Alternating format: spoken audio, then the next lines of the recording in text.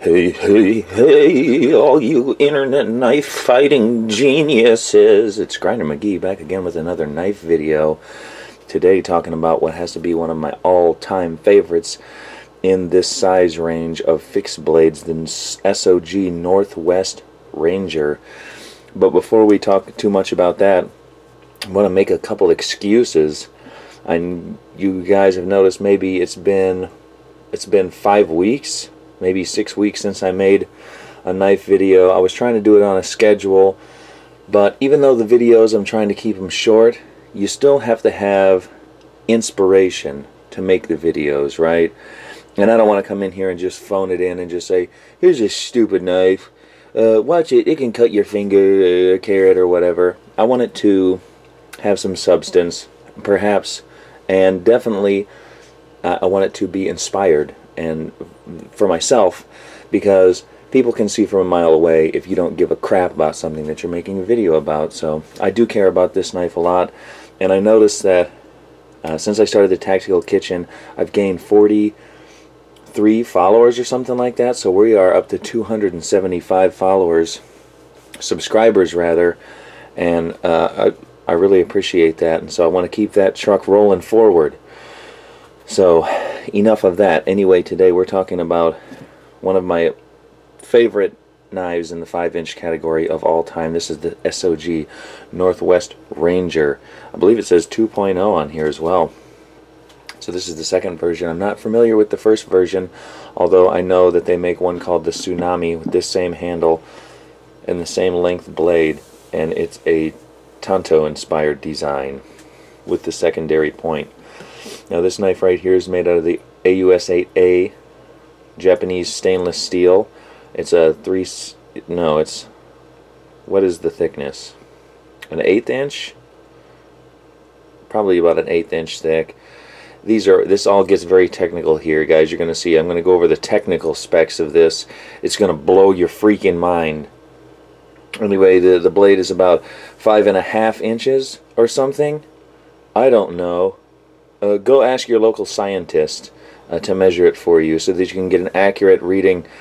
Maybe have him also check the taper here, because this blade has a very nice taper, how it tapers towards the tip, and yet it's still quite a tough knife. A full flat grind, of course, a straight edge. I don't think they make it in any variation of serration or combo edge. It has a steel guard here, which is very nice. I like it because unlike the cold steel knives, you transition down in this Kraton handle, but it's nice to have a steel guard here instead of just a chunk of rubber, especially for the sheath making process that I like to go through. Now we can talk about the sheath on this knife a little bit before we get into some cutting stuff while it's still on my mind, because this knife has one of the most woefully inadequate pieces of trash that you could get for a knife in the market today. And I know you guys know what I'm talking about if you've ever had one of these SOG options, but we'll compare it something to like the Diskin Hunter sheath. With this sheath actually it looks nice, but it's just very thin and flimsy.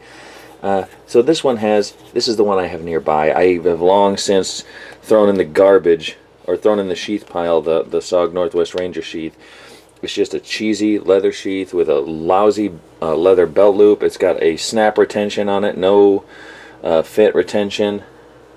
The only one that I can think of to my mind that's worse is the nylon flea market piece of garbage that comes with the Gerber Big Rock.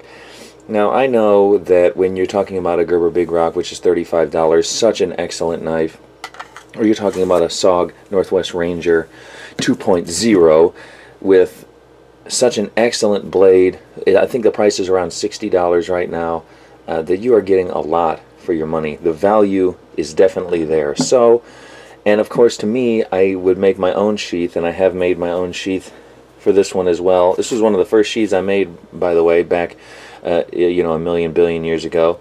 So it's not the most aesthetic thing that I like to flash in front of the camera here, but I will. And through the coaching of Mike Sastry at River City Sheaths, I've become a lot more proficient at sheath making. So thanks to Mike, and please go check out his stuff at rivercitysheaths.com. But SOG in particular, I just got a number of knives from them. If you get the injection molded ones, they're okay. With the leather ones, they are just quite inadequate.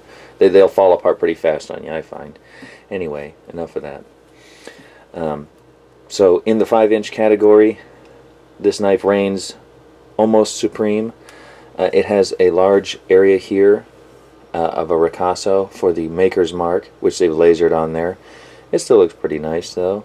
The knife is kind of dirty, so my apologies. I should have cleaned her up before I took her out to show off. Get in the bathroom and take a shower, you dirty bitch.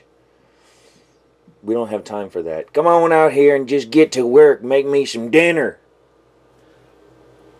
Other knives in this category. I was just channeling my inner Billy Bob there for a minute. Other knives in this category that you might say, Magoo, how does it stack up to something like the SOG Seal Pup Elite with its cheesy garbage leather or garbage nylon sheath? And I will say, to be announced at another time. I would actually, if choosing between these two knives, I would clearly choose the Northwest Ranger, though the SOG Seal Pup Elite has got to be up there as well in the 5-inch category for stainless knives that I would choose. I find that the Northwest Ranger occupies a lovely space in size range in between your Master Hunter from Cold Steel here, which began the Tactical Kitchen series, and something larger like the Vauxhall, a definite survival type knife. So you'll see, do we have them in the frame all together? I don't know if we can do. You'll see that the Northwest Ranger occupies a lovely space of size and weight in between these two larger options. And for me,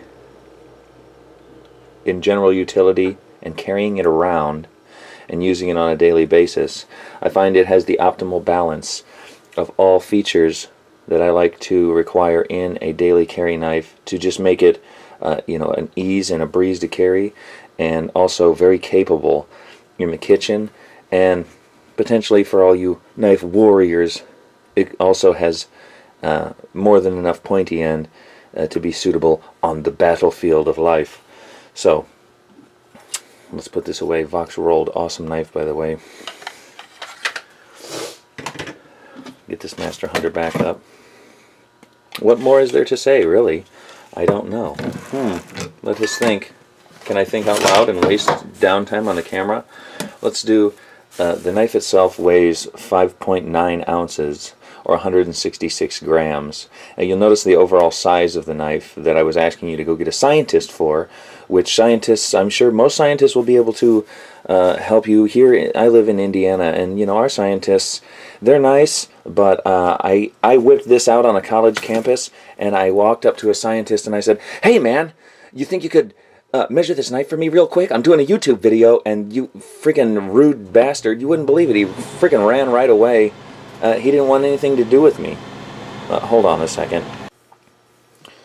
So hell, I don't know. Did I just get a particularly unsociable scientist, like an introverted scientist, or learn from my mistakes? Don't go to a scientist on a college campus. Probably, maybe there's a form you have to fill out or something.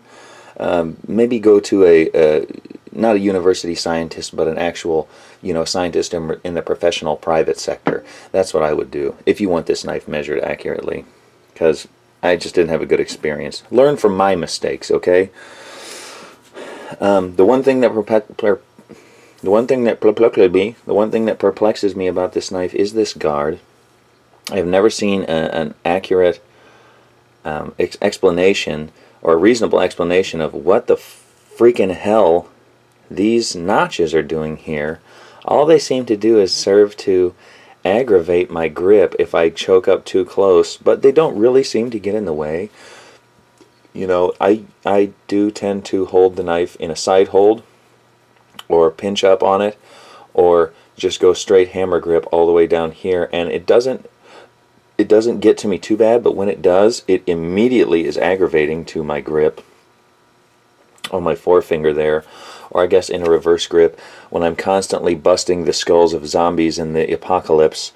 I would thumb cap so that the knife doesn't slide up, and that's a good that's a good tip for all you guys that are out there murdering zombies by skull bashing them on a daily basis. You thumb cap the knife. Don't just hammer grip it like that, because then you're relying upon the grip strength of your hand to keep this knife in your hand, and the friction, even though it's Kraton, you know, the blood and rotten guts of a zombie, of course, are likely to make your hand slip. Just go ahead and pop that thumb on there. Just go ahead and pop that thumb on there for a quick thumb cap. Make your zombie murdering experience a lot more pleasurable, I think. But no one's ever explained it to me. It's annoying as hell. I thought maybe it's like, are they supposed to lash it onto a stick for a spear with this, or it's like some kind of fire starting gimmick or something, or is it just aesthetic? I don't think it's any of those things, but it just is a real head scratcher. So if you know, or if you have any ideas, please leave them in the comment section. I'm open to hearing all manner of ideas on what the hell those notches are. Anyway, I'm already ranting and raving and rambling on.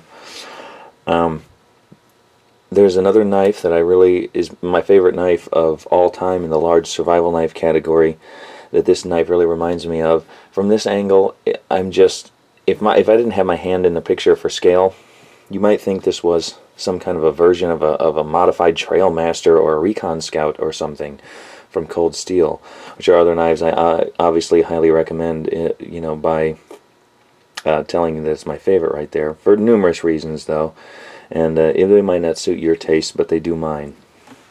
This knife does have a full tang. How important is the tang? Well, the tang is everything. The blade, yeah, I guess the blade matters a little bit, but what you really want is that tang. Man, you got to have a full tang. Everybody knows that. If you ain't got a full tang, full thickness, no skeletonization, none of that, then you ain't got you a real knife there, boy. And you can't be in my fan club. How does this knife stack up to a knife like the Gerber strong arm? That I have the Gerber strong arm down in the car. I've really grown very fond of that knife for a trunk knife in the car, you know, just on the off chance that I would have to use it for survival in the wilderness, or utility, rough utility, or something like that. That's a very nice knife. I think that this is a more finely tuned cutting instrument than something like the Gerber strong arm. And while it can be pressed into something like survival camp knife, I don't think it really finds its place there. But where it really is at home, and I'm serious here, and now we are, what, 9-10 minutes in? I'm going to start cutting something. I will link in the video in an annotation at the beginning where the cutting demo starts. Maybe you guys want to come back and watch the video a second time. I'd really appreciate it. And you know, avoid all the fluff and the bull crap at the start, talking about scientists and whatnot. I don't want to talk about scientists anymore, guys. Let's get down to some cutting. Now, I did talk about the excellent taper on this knife. Now let's put it up to another knife with a solid taper, the Gerber Big Rock, which I love for slicing as well. Now, the Gerber Big Rock barely spans this orange, in my opinion, but it does so very nicely. And you know, the Northwest Ranger with his 5-inch blade has a little bit extra room there, and it has a very nice taper. It also has a slight false edge on top, but as false edges go, it is about the most false of false edges, because there's really no way that I would recommend you actually grind that down and try to make that a sharpened back edge. It's just too thick. But what it does do is it leaves a nice fine point on this knife. Now let's demonstrate this here on this piece of cardboard. I know Play-Doh Man, rest in peace, he's dead and gone, but we can use this piece of corrugated here to demonstrate at probably around a 1/2 inch or so of penetration what the cross-sectional geometry of this knife looks like. Okay, so you can see that you've got a very refined grind there, and not something large and with extra material in it for prying and whatnot like that you would have on the Gerber strong arm. Let's get me another knife of, let's get like the Schrade. Let's get this bad boy out. Another, wow, just another favorite of the channel here. I love this knife for camping. This one and the straight edge version, the 42D. And they just come out with a 55 as well, which I would, you know, be interested in checking out, but I don't know, it doesn't do it for me because of, once again, the blade length, but the looks of it are quite cool. Okay, so you see what I'm saying here? Well, you had the Schrade 42, SEHF 42, and it has a nice robust tip on there, a carbon steel as well. And so that robust tip, you know, there's a lot more material going through at that point, and not as delicate and finely tuned as the point of this here Northwest Ranger with its sharpened back edge and its nice tapering. So just a little example right there. Uh-oh, here we go. Alright, look out. I'm going to cut my foot off. Let's get this bad boy into action. Oranges were on sale at Kroger this week, so I bought just a butt ton of oranges. I do have one ugly, gross apple for you guys. I know usually I do an apple. I call it the apple test. But look at this. Apple is just so gross. Ugh. That apple's not going to be a star. It does not have a future in YouTube television. Oh man, this is so nice. Now you know what I usually use for preparing snacks for the little kitties and whatnot. I'll usually use, and I know I've popped it out here before, it's still got some gunk on it, a Forstner 5-inch utility knife, kitchen utility knife. Now look at the thickness of these two knives next to each other, and it doesn't seem practical that you would use something like this in the kitchen. And of course this has got to be more of a weapon or a survival knife, and then this has you know, some flexibility to it, even not like a fillet knife, but it does have some flexibility to it. So you would never think in a million bazillion years that a knife this thick would have any practicality in the kitchen. But let me assure you, and I have sharpened this knife, so I can't really remember what it was like out of the box. It had to have had a good edge on it, but it just didn't have that high polished edge. Ooh, that is that hair popping, nail catching edge. And if there's anybody watching right now who's been surfing the internet, watching internet knife videos, and you have bald forearms because you've been testing the sharpness of all your knives for you know, the zombie apocalypse or your next survival outing, or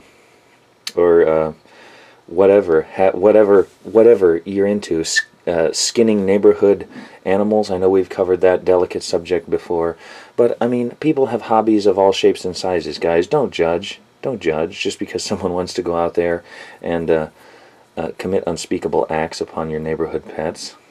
I mean, they're into knives, man. Who is it for you to judge?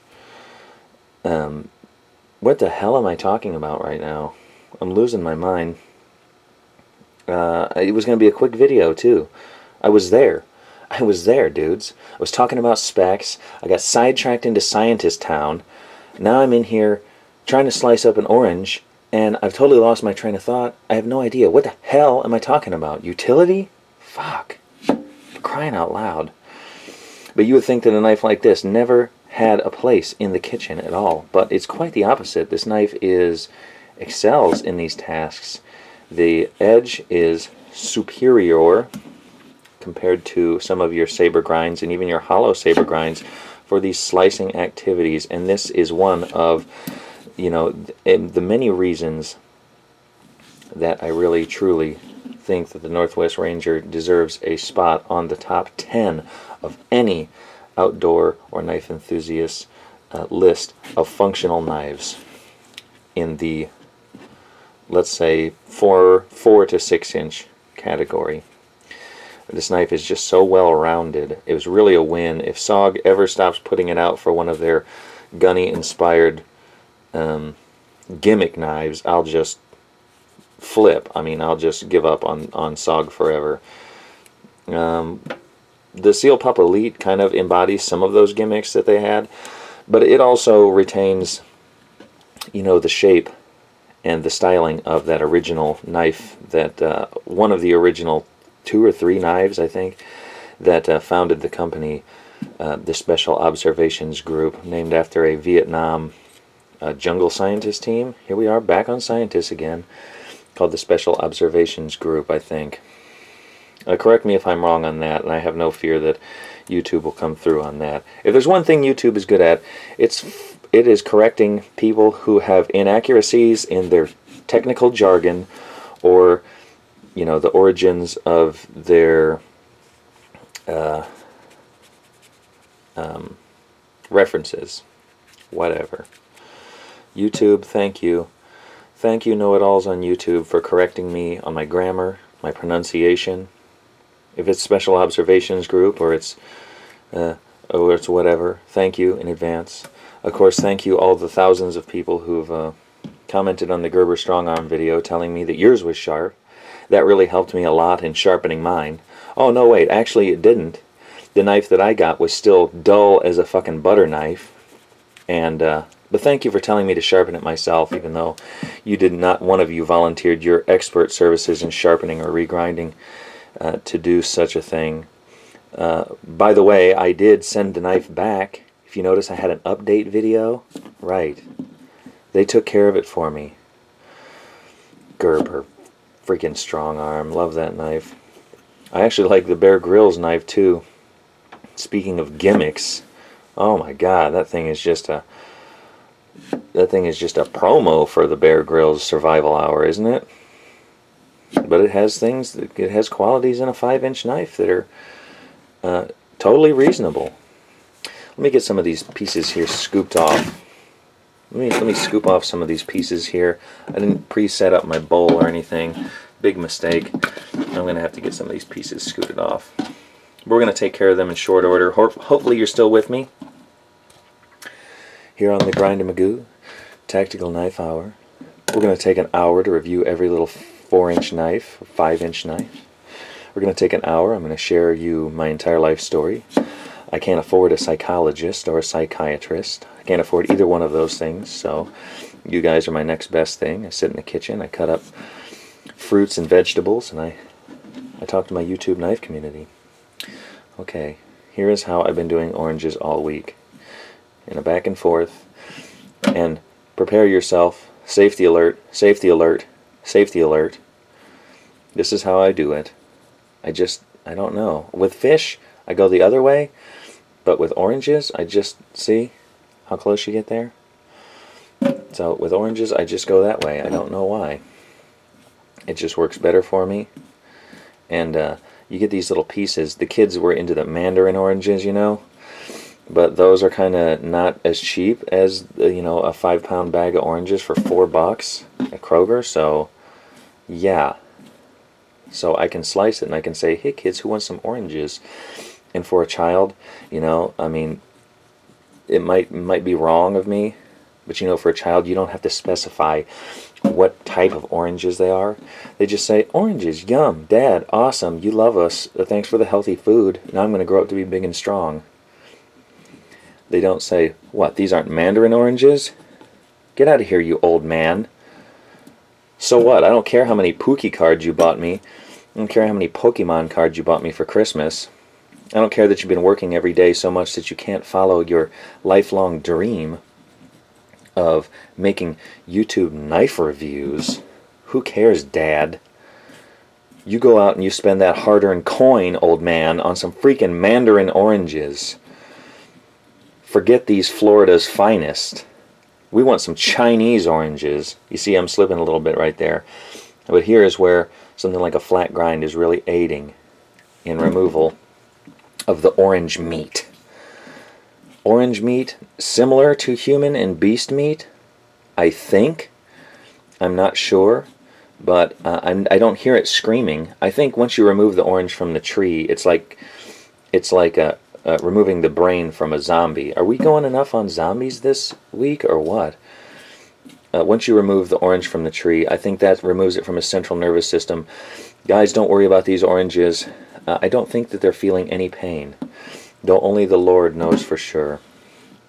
Let's get these chunks up out of the way. And if you, I mean, sometimes the kids like to snack on them and they like to take the slices. And you know how when you bite it and it covers your teeth, it looks like you got a big orange smile, and that's cute for them. But they seem to waste more of the pulp and the fibrous content of the orange that way. So I have gotten to making them this way, and it does seem that I can get the kids to eat more than just a few slices. If I slice them up this way, I can maybe get a kid to eat an orange and a half, and that way, you know, they're using more of the fruit than if you just turn it into a glass of juice or something. So people's opinions are different. See, I got that one pretty good. You don't typically waste a lot of the pulpiness, the goodness, the fibery goodness when doing it this way. And I really enjoy it. And I think that I think it's also a very good demonstration. I know I do like the apple test and the potato test and the tomato test and all of those testings that we do here on the Tactical Kitchen. But with the SOG Northwest Ranger, I think this is really a good exercise in showing you, the delicate nature of the tasks that can be accomplished with a knife that is an 1/8 inch thick. What most people would call a survival knife, and what most videos of on YouTube of this knife are carving wood or batoning through freaking firewood. And I know that those are things that weekend warriors do a lot, and I know that those are things... I mean, I am a weekend warrior myself. I go out and I camp only on the weekends. I mean, I don't have the mountain man lifestyle. I live in an apartment near a big city in Indiana. Guess which one?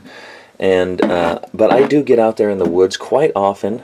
I spend all of my recreational time out in the woods, and well, maybe for spring break I'm going to go to Chicago to the Museum of Natural History and Science and Industry, back on the science thing. Maybe I'll take the knife and I'll ask one of the scientists at the Science Museum to measure it for me. I don't know. I'll let you guys know how that goes. Also, if you want to leave your number down in the comments, and maybe so that you can wire me some money to get out of jail when I do that, that would be cool. Wait, what the hell am I talking about? You see? Fucking science, bitches. God damn it. I'm just flustered. Fucking scientist, man. Just, are you kidding me with this? But I get out there in the woods and stuff too, but I just get so tired. So tired of seeing the same old demonstrations on the YouTubes, which is why I fired up the channel again. I get tired of seeing so many demonstrations on YouTube where some guy will just sit there and whittle on a stick and not make anything out of it, but just whittle it just to show you, well, look at that, this here knife whittles on something or whatever. Now I'm going to whip it through a goddamn log. Now, you would never want to do this with your knife, but for me, I got sent this knife for free, or maybe I paid for it.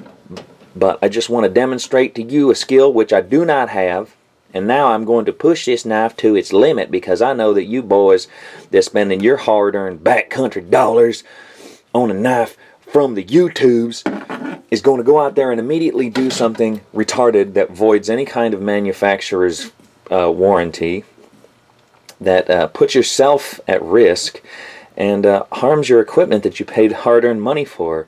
Even if a company like, for instance, SE Cutlery would entertain replacing a knife for you after you had gone out and broke it, lodging it in the middle of a damn piece of firewood because you're an idiot, would replace that knife for you, you still don't have your knife in the meantime. See what I'm talking about there? So, I mean, I'm lost. I'm out there. I'm in the community. I mean, I understand it. I use the knives. I do. But I just use them in a more traditional way.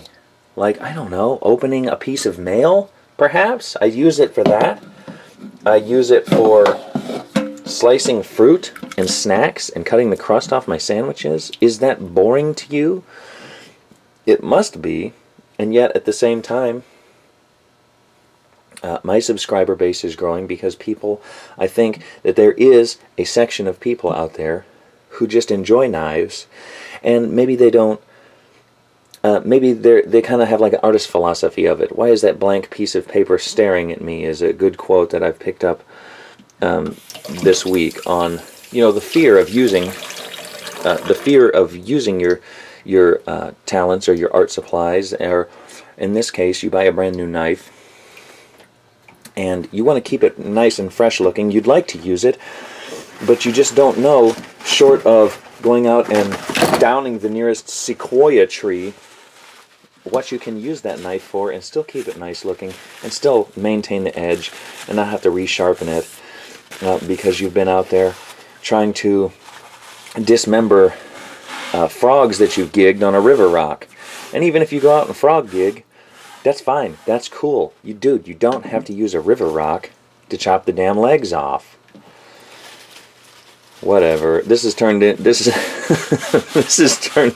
a fucking a bitch every 5 seconds. I'm falsely bitching about scientists. I'm doing my insane redneck insult voice. I mean, how many country boys are watching this video? And I'm sitting here just doing the goddamn redneck voice, smacking my wife around, whatnot. Guys, I apologize. Please shut it off. It's been 22 minutes. We're 32 minutes. I'm gonna have to cut this entire video. This is a 2-part video to cut up 3 fucking oranges. Oh, whatever. I'm gonna post the whole thing. Screw it. Who cares, right? I don't have time for editing. You know where I've been? I've been working this whole time, man. It's killing me. Here's the apple test. You see it can reasonably span an apple. I pinch up in this grip here. Now, it doesn't have as maneuverable of a tip as it could have, but it still does a very fine job in this grip with the flat grind. It's quite comfortable, and as you can see, the way in which I cut an apple, and this apple is definitely seen better days. Oh, it's still yummy and sweet though. It's not soft and rotten. This apple was sitting at the bottom of the crisper, and so you'll notice it was all lumpy. Look at that nasty spot. Yeah, my son would never eat this for a snack if he saw that nasty spot. Are your family the same way? Are your kids the same way? Is it your significant other, your wife, your best friend? Are they the picky eaters? If so, the SOG NW Ranger is the knife for you to cut out the bad spots of the apple. See, even how it's already turned brown? Like, my son freaks out about that. My daughter doesn't care. Food is food. As long as it's yummy and tasty, she doesn't care. For some reason, my son just doesn't like that. So he eats his apples whole. He uses his teeth to cut them up. What a silly guy. Maybe someday he'll grow up and he'll realize knives are what you use, son. Knives are what you use to cut up apples. Not your teeth, boy. You don't use your teeth for nothing but grinning at fine women. That's all I use my chompers for. Grinning at the fine women down at the watering hole. So if you want to ask a scientist to measure this knife, then I'm fine. I'm good with that. But, you know, don't ask the ladies down at the watering hole to check out your brand new knife. Now that's bad advice. That's truly bad advice, and that's going to get you in a world of trouble. Has anyone noticed the water dripping out of the faucet in the background? If you have, I apologize. Truly, once again, I'm sorry for the entire video, guys, but also, if the water's been bothering you and you haven't been able to watch the video, please take as much of it as you can, the water dripping. Pause the video, make a hateful comment to me and down in the comment section below, and I promise, next time, guys, I'll try so much harder. So that's it today for the NW Ranger Cut and Talk Tactical Kitchen. Grinder McGee here, saying, keep your skills sharp, but keep your blade that much sharper. Peace.